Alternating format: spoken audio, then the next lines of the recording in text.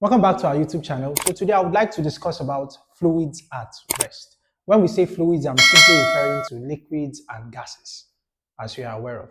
But when we say at rest, I'm referring to liquids and gases that are not in motion. So they are stationary. So one important thing I would like to also talk about is the Archimedes principle.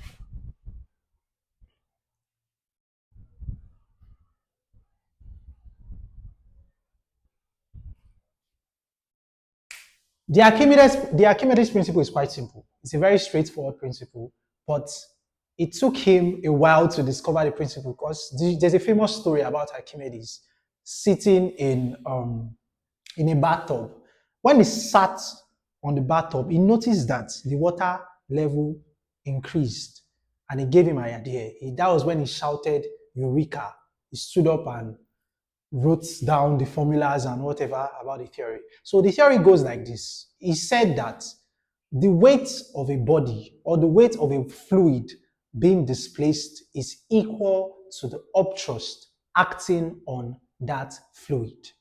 Let me explain that. Suppose we have a body of water. When something is immersed partially or completely in this water, the space it occupies here was supposed to be occupied by water. The weight of that water in that space is equal to the upthrust pushing the object up.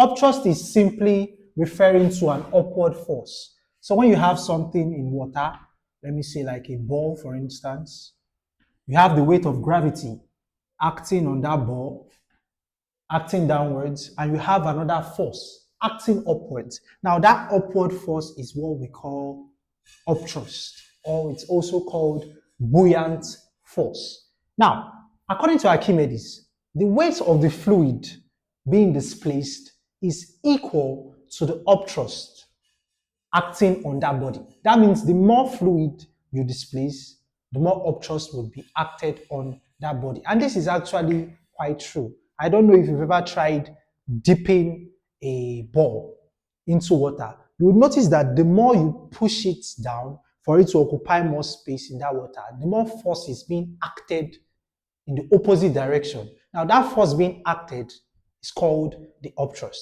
So Archimedes' principle is simply a way of telling us that the more weight of a fluid being displaced is equal to the upthrust acting on that fluid. I would also like to talk about why things float on water.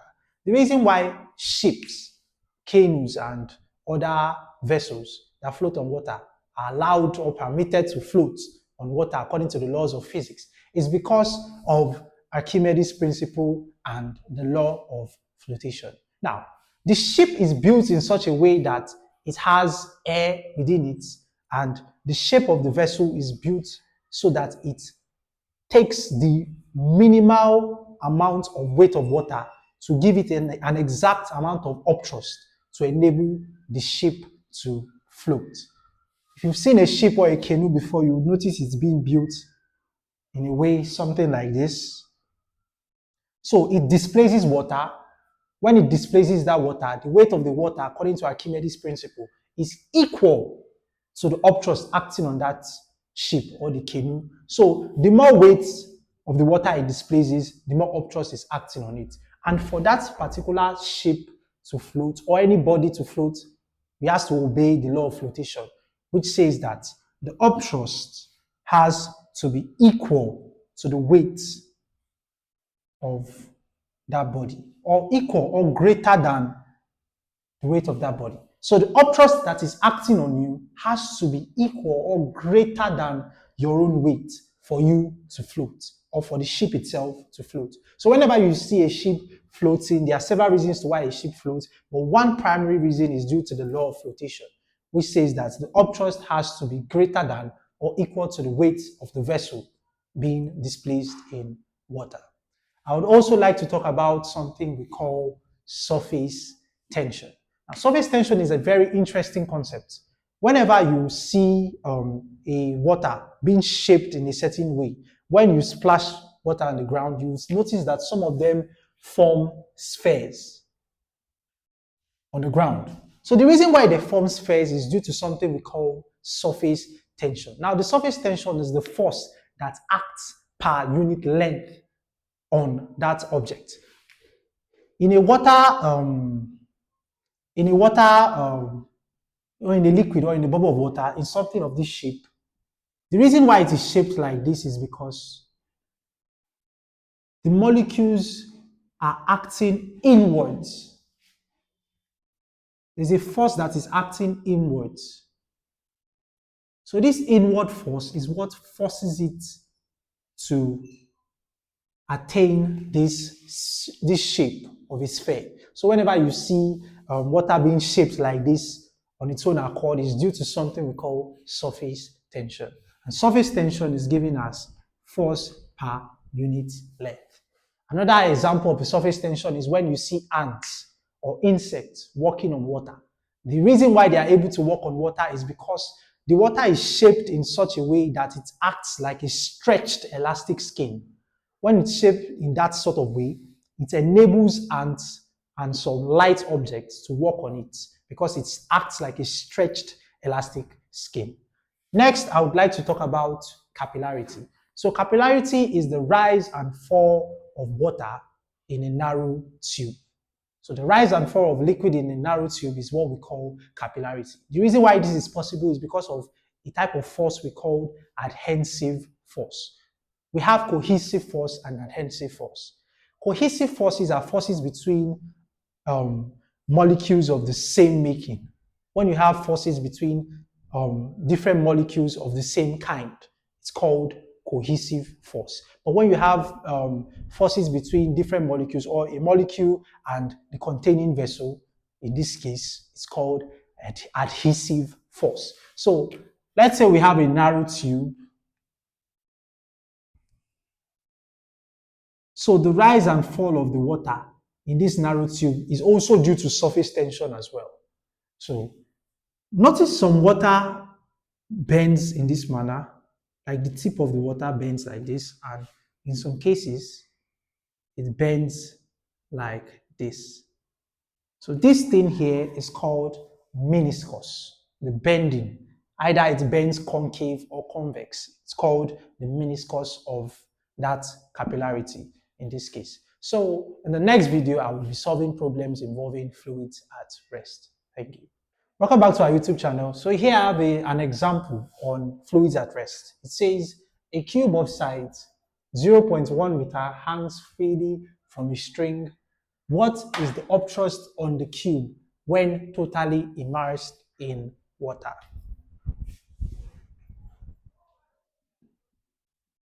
Yes. So how do we solve this problem? If you can recall from Archimedes' principle, Archimedes said that upthrust is directly proportional to the weight of the fluid being displaced. So what is weight? If you can remember, weight is mass times the acceleration due to gravity. But let's not forget that density is equal to mass per unit volume. That means we can make mass the subject of formula here, which gives us this, and then substitute it back here. Hence, the upthrust is giving us the density of the fluid times the volume multiplied by the acceleration due to gravity. So upthrust is this. So we got this using Archimedes' principle and a little derivation. So back to this problem, the size of the cube is 0.1 meter. That means that is the dimension of the cube. So the volume of the cube will be given as 0.1 multiplied by 0.1 multiplied by 0.1, because volume is length times breadth times height. So the volume of this would be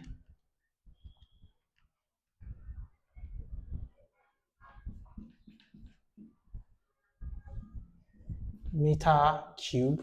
So substituting that into our formula, the density of the cube hangs freely from a string. What is the upthrust on the cube when totally immersed in water? Now, the standard density of water is 1000 kilogram per meter cube.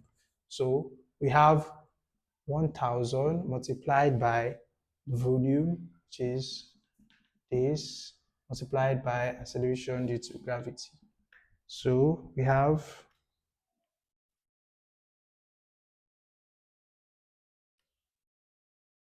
that gives us 10 Newton. It's written in Newton because upthrust is a force. This is how you solve question like this. Remember to drop your questions under the comment section. I'll be happy to reply and answer them. Thank you. Welcome back to another video on fluids at rest. So I would like to tackle this problem.